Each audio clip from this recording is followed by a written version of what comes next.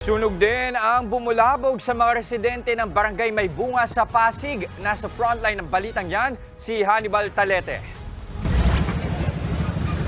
Mula sa kalsada pa lang ay kita na ang laki ng sunog sa barangay May Bunga sa Pasig pasado alas 4 kaninang madaling araw. Napahinto pang ilang motoristang napatingin sa nagngangalit na apoy.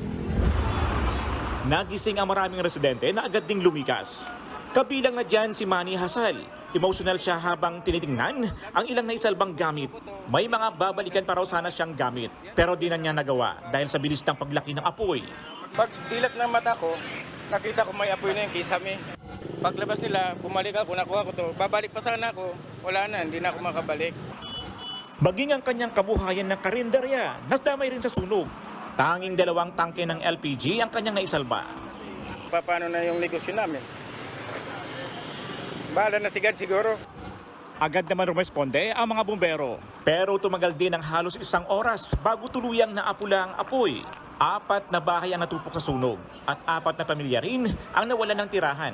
Inaalam pa ng mga otoridad ang sanhi ng sunog at kung magkano ang halaga ng natupok na ari-arian. Nagbabalita mula sa frontline, Hannibal Talete, News 5. Mga kapatid, Jess De Los Santos po, huwag magpauli sa mga umaaksyong balita at napapanahong issue sa bansa. Para sa mas malawak na balitaan, mag-subscribe at mag-follow sa social media pages ng News 5.